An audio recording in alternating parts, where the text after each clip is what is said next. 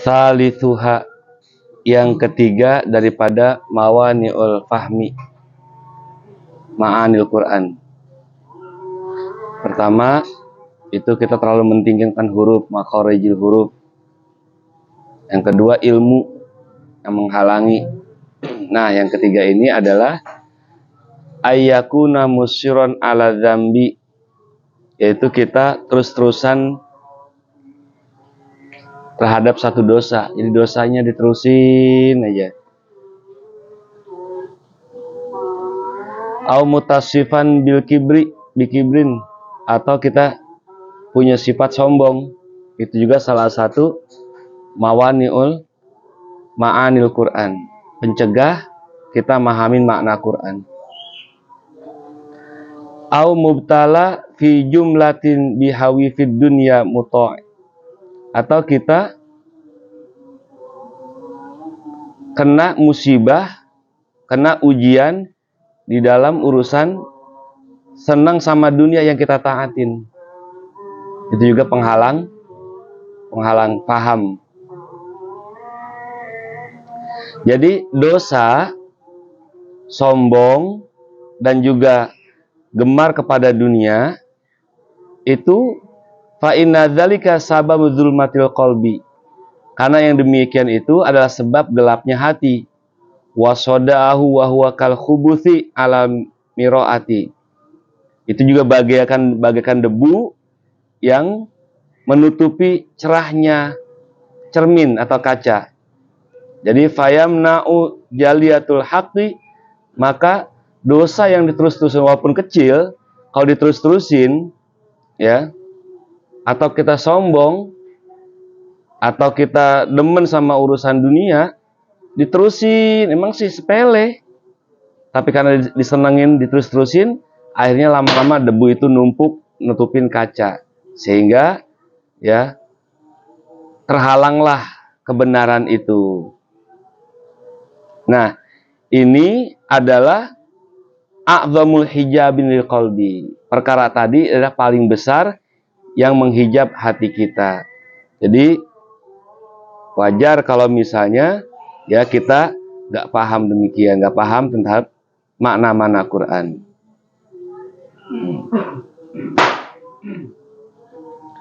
Jadi sombong itu, kenapa sombong kok termasuk? Karena sombong akan menghantarkan ujub. Jadi kita baca Quran itu ya udah ngangkat hidung dulu, gua nih ya. Nah, itu yang menyebabkan kita jadi hilang ya, terhalang paham Al-Qur'annya. Suaranya bagus, umpama juga begitu. Karena kalau sudah begitu, kalau sudah ujub, berarti dia taat kepada dirinya sendiri, pada hawa nafsunya. Ya, taat pada. Jadi besok-besok itu dia bukan memperdalami makna Quran lagi. Diolah lagi suaranya biar merdu, sibuk cari obat-obat biar suaranya nggak serak. Ya, cari vitamin. Jadi baca Quran itu nggak pengen nyari apanya, manfaat buat dianya, tapi biar kerennya. Ya, itu namanya. Ya, nyari guru yang lebih mantap lagi, gitu.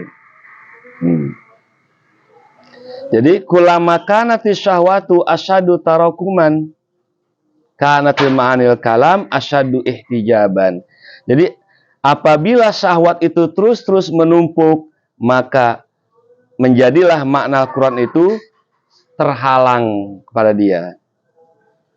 Nah, wa kullama khafat an qalbi athqalad dunya, maka acap kali ringan di hati kita beratnya dunia itu, maka qaruba tajalal makna fihi, maka akan dekatlah makna Al-Quran. Jadi kayak gitu, jadi kayak timbangan.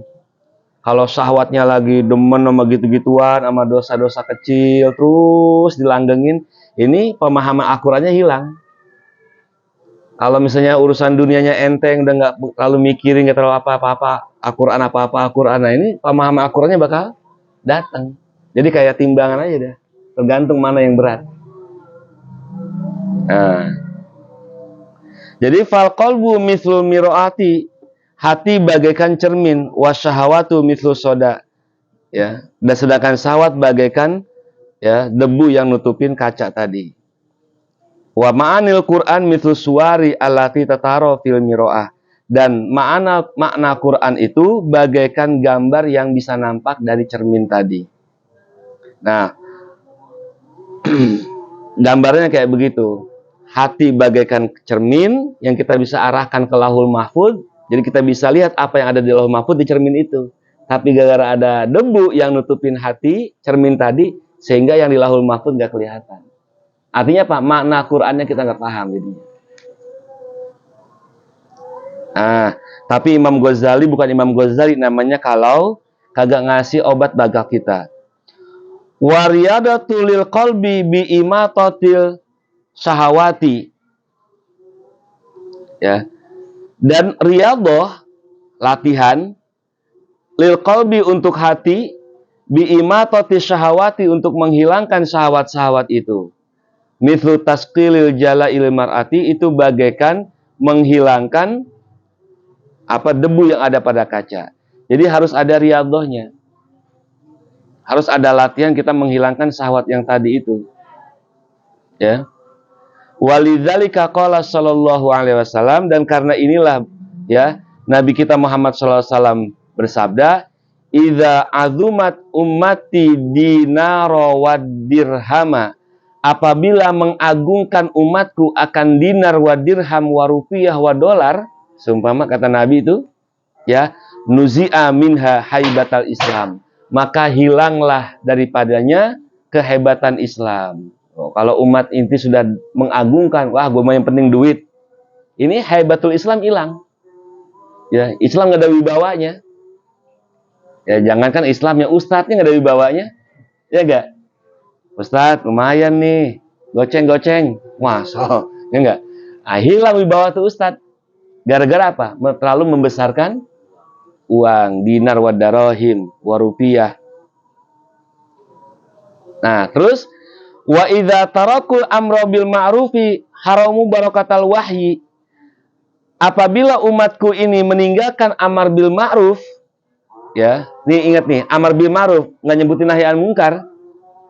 Ya, amar bil ma'ruf, udah dah bilangin masing-masing kuburannya bodo amatan dah. Kita udah nggak mau bilangin itu jangan, itu nggak baik. Ayo ngaji. Nah, kalau kita udah ninggalkan amar bil ma'ruf, maka Allah haramkan keberkahan wahyu.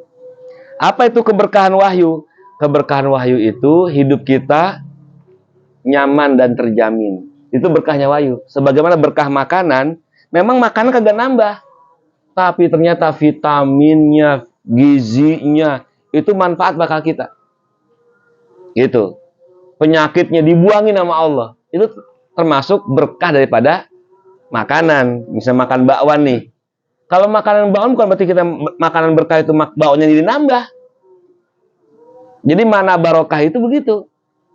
Ya. Nah, contoh kayak siapa? Nabi Isa. Ya. Mubarakan aina ma kuntu. Aku ini adalah orang yang diberkahi di mana saja aku berada. Nabi Isa itu miskin. Tapi apa yang kurang buat dia? Semuanya kecukupan. Dia kata makan seketemunya. Baju cuman segitu. Tapi berkah. Bukan bajunya berkah cuma hanya nambah. Bukan. Sebab ada yang nambah belum tentu bahagia. Ya. Nah, hidup itu cari berkah. Begitu kata siapa? Ya, Pak Ang ya? Anggota wali. Hah? Gitu ya. Nah, hidup mencari berkah. Nah, jadi kalau kita sudah ninggalkan amar ma'ruf misalnya atau nahi munkar ya, artinya kita udah nggak peduli sama orang-orang sekitar kita nggak mau bilangin, kita nggak mau ajak segala macam, maka hilanglah keberkahan wahyu. Nggak ada gunanya wahyu itu diturunkan. Kenapa? Lu nggak ambil, lu nggak makan itu wahyu, lu nggak jalanin itu wahyu. Jadi berkahnya buat apa? Cabut aja deh berkahnya. Gak ada gunanya Al-Quran diturunkan. Padahal Al-Quran itu diturunkan bukan untuk sekedar dibaca, tapi sebagai apa? Manual books untuk kita. Gitu. Buku panduan untuk kehidupan kita. Jadi berkahnya nggak ada. Itu katanya. Lalu berkata Fudail bin Iyad, komentari maknanya hilang keberkahan wahyu, yakni haramu fahmal Quran. Allah haramkan, Allah cegah dia daripada faham terhadap Al-Quran. Jadi makin ayat itu makin dibaca, makin pahit. Makin sering kita dengar itu Al-Quran, makin sewot hati kita. Nah, kenapa? Karena Allah haramkan ya keberkahan daripada Al-Quran. Jadi Al-Quran nggak berkah. Itu. Ya, Al-Quran tidak memberikan berkah kepada kita.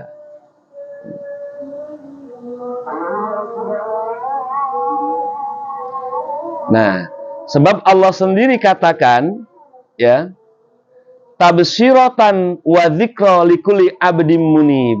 Al-Quran itu tabsyiratan sebagai cahaya mata hati, wa dzikra dan peringatan likulli abdim munib bagi setiap hamba yang mau kembali kepadanya.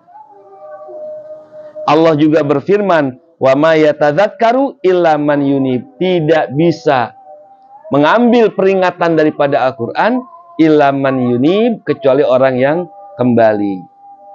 Lalu juga Al-Quran juga berkata, innama yatadzakkaru ulul albab, surah Az-Zumar. Sesungguhnya yang bisa mengambil peringatan adalah ulul albab. Siapakah ulul albab itu? Adalah orang yang punya otak. Orang kalau punya otak pasti megangnya Al-Quran. Gitu. Ya, ulul albab, orang yang cerdas, ya. Nah, jadi kita nggak bisa. Yang keempat apa? Pencegah daripada paham Al-Quran, insya Allah pada episode berikutnya. Wallahu a'lam bishawab.